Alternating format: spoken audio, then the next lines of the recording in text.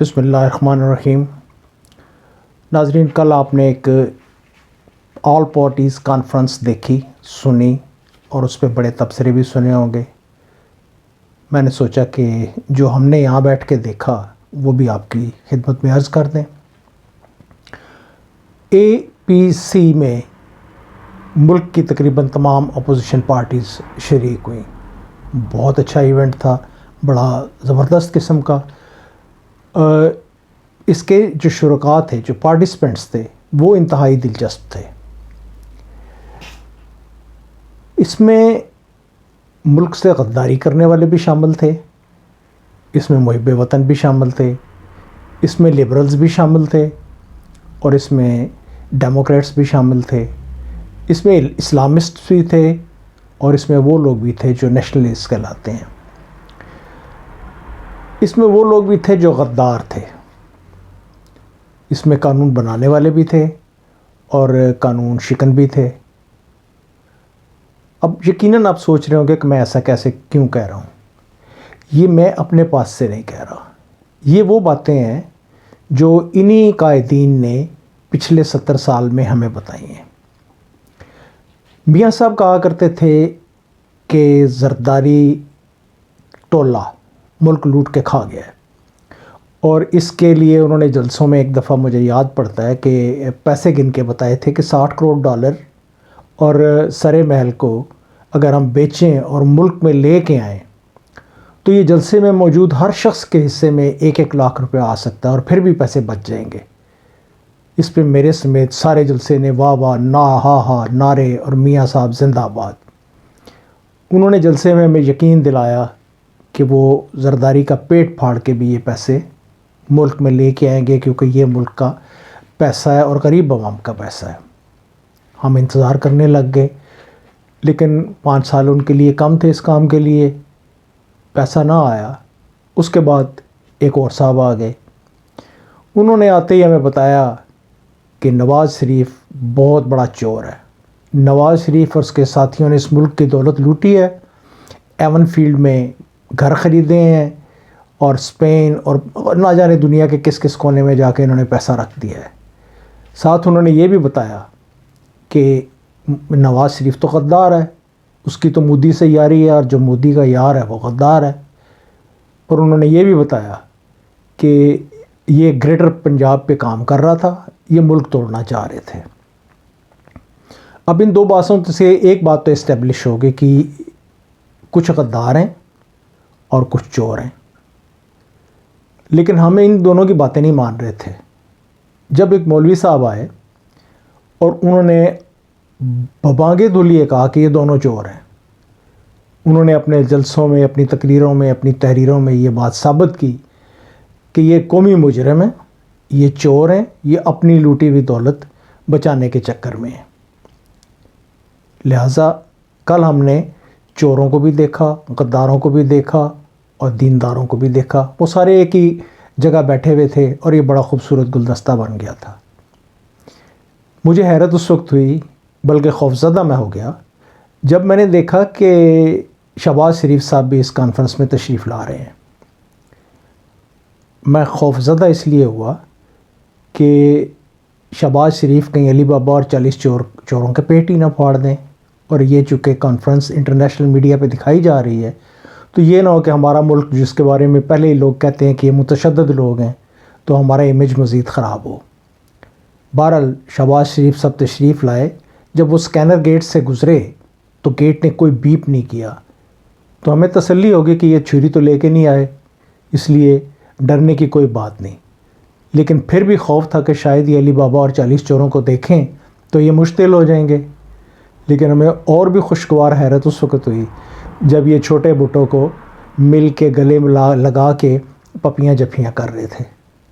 تو بہرحال یہ ہمارے لیے ایک مشکل مرحلہ تھا، وہ گزر گیا۔ ایک اور کیمرہ ہمیں یہ دکھا رہا تھا کہ مریم نواز اور بلاول بھٹو دونوں کندھے سے کندھا ملائے ہوئے تشریف لا رہے ہیں۔ میں پھر سوچنے لگ گیا کہ یہ میں غلط دیکھ رہا ہوں، یہ مریم نہیں ہو سکتے، یہ یقیناً عمران خان ہوگا، کیونکہ مریم تو کہہ چکی ہیں کہ زرداری عمران بھائی بھائی، اور انہوں نے ہزاروں کے مجمع میں یہ بات بتائی تھی ہمیں، اور لوگوں کو یہ باور کروایا تھا کہ اگر یہ لوگ آپ کے پاس ووٹ مانگنے آئیں تو آپ ان کو ریجیکٹ کر دیں اور ان کو بتائیں کہ یہ دونوں بھائی بھائی ہیں اور یہ دونوں نے ملک کو لوٹنے کا پروگرام بنایا ہوا ہے.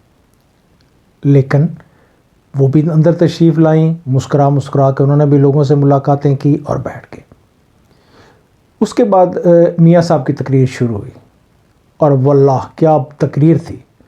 انہوں نے آتے ہی ہر اس شخص کو، ہر اس حکومت کو اور ہر اس حکومت کے نمائندے کو جنہوں نے فوجیوں کی نرسریوں میں آنکھ کھولی تھی، جنہوں نے فوجیوں کی مدد سے حکومتیں کی تھیں، ان کی ایسی کی تیسی کر دی. انہوں نے ان کو بے غیرت بھی کہہ دیا. انہوں نے ان کو اتنا لتاڑا کہ میرا دل باغ باغ ہو گیا. انہوں نے بتایا ہمیں کہ یہ جو لوگ فوج کی بیساکھیوں سے حکومتوں میں آتے ہیں یہ چیٹ ہوتے ہیں، غدار ہوتے ہیں، یہ عوام کے نمائندے نہیں ہوتے. اچھا، میں نے فوراً کیلکولیٹر سامنے رکھا اور کیلکولیٹ کرنا شروع کیا کہ 70 سالوں میں تو 33 سال تک یہی لوگ حکمران تھے. اور جہاں تک مجھے یاد پڑتا ہے کہ 2018 کے الیکشن جس کے اوپر میاں صاحب جیت نہیں سکے، اس سے پہلے تو تمام الیکشنز جو جیتے ہیں وہ میاں صاحب خود ہی جیتے ہیں یا پھر زرداری صاحب جیتے ہیں. تو اس کا مطلب ہے کہ یہ دونوں جو ہیں انہوں نے فوج کی بیساکھیاں استعمال کیں اور اسٹیبلشمنٹ کے پٹھو بنے رہے. بہرحال میاں صاحب کا بڑا بولڈ سٹیپ تھا. انہوں نے یہ بھی کہا جی کہ فوج سیاسی معاملات میں مداخلت نہ کرے. لیکن 1 گھنٹے پہلے ایک خبر لیک ہو چکی تھی کہ تمام سیاسی قائدین ایک فوجی قائد کے گھر میں بیٹھ کے اپنے دکھڑے سنا رہے ہیں. ان سے ریکویسٹ کر رہے ہیں کہ جناب کسی طریقے سے ہماری نیب سے جان چھڑوا دیں، آپ جو فرمائیں گے ہم ماننے کے لیے تیار ہیں. لیکن وہاں جب فوجی قائدین نے ان کو کہا کہ بھئی یہ نیب کے معاملات، الیکشن کمیشن کے معاملات، یہ ایڈمنسٹریٹو ایشوز، یہ آپ حکومتوں کے مسئلے ہیں، ان میں ہمیں نہ گھسیٹیں. ہم سے نیشنل سیکیورٹی کی بات کریں، اگر نیشنل سیکیورٹی کا کوئی ایشو ہے تو اس میں ہم آپ سے بات کر سکتے ہیں. بہرحال یہ وہاں سے کھانا وانا کھا کے، مرغ مسلیاں کھا کے یہ واپس آ گئے اور آ کے کل میٹنگ میں APC جسے کہتے ہیں یا ابو بچاؤ کانفرنس جسے کہا جا رہا ہے، وہاں پہ بیٹھ کے انہوں نے فوج کو خوب لتاڑا. انہوں نے کہا جی الیکشن کمیشن غلط، عدالتیں غلط، نیب غلط، لہذا نہ فوج ہونی چاہیے ملک کے اندر، نہ نیب ہونا چاہیے اور نہ عدالتیں ہونی چاہیے. عدالتیں وہ ہونی چاہیے جو ہمیں 50 روپے کے اسٹامپ پہ 7 ارب کی کرپشن کے بعد ملک سے باہر جانے کی اجازت دے دیں. عدالتیں وہ ہونی چاہیے جو حدیبیہ کیس کو نہ صرف 10 سال بعد کھول کے کلوز کر دیں اور یہ حکم جاری کر دیں کہ اس کیس کے اوپر نہ میڈیا بات کر سکتا ہے، نہ دوبارہ اس کیس کو کھولا جا سکتا ہے. ان کو وہ عدالتیں چاہیے جو ان کی 3 دفعہ ڈسمسڈ گورنمنٹس کو بحال کر دیں. کیا کمال کی عدالتیں ان کو چاہیے. اور میرا خیال ہے کہ ہمارا مستقبل شاید ایسی ہی عدالتوں سے وابستہ ہے. مولانا صاحب فرما رہے تھے کہ مجھے بتایا گیا جی کہ KPK میں عمران خان کو حکومت اس لیے دی گئی ہے کہ اسلامسٹس کو نیوٹرلائز کرنے کے لیے انہیں اس کی ضرورت تھی. لوگوں نے کہا جی علامہ صاحب، مولانا صاحب نے بہت زبردست بات کر دی ہے. میں نے کہا یار یہ جن کو پیغام دے رہے تھے وہ یہاں سے کوئی تھوڑے ہی دور بیٹھے ہوئے ہیں اور ایک بہت بڑی بلڈنگ ہے ان کی جس کے اندر ان کو سنا جا رہا ہے. اور یہ وہی بلڈنگ ہے جہاں پہ یہ انٹرویو دے کے آئے تھے کہ مجھے ملک کا صدر بنا دیں تو بلاسمی لاز بھی ختم ہو جائیں گے، ملک کا ملا بھی کنٹرول ہو جائے گا اور میں ملک میں وہ قوانین لے کے آؤں گا جس کی آپ کو ضرورت ہے. شاید یہ میسج ان کا پوری طرح نہ پہنچ سکا ہو کیونکہ ان کا میڈیا پیپلز پارٹی نے بند کر دیا تھا، لیکن انہوں نے کوشش کر کے سوشل میڈیا کے ذریعے یہ پیغام پہنچا دیا ہے. بہرحال اس کے بعد نہ کچھ کھایا نہ پیا، گلاس توڑا باران نے، یہ کانفرنس ختم ہو گئی. یہ تو تھی کہانی کل کی APC کی. اب اس کے بعد ہم، چونکہ یہ ویڈیو بہت لمبی ہوتی جا رہی ہے، ہم دوبارہ ایک بات کریں گے کہ اس کے بعد ہماری حکومت کیا کر رہی ہے، یعنی جو ہمارے ایماندار حکومت ہے وہ کیا کر رہے ہیں.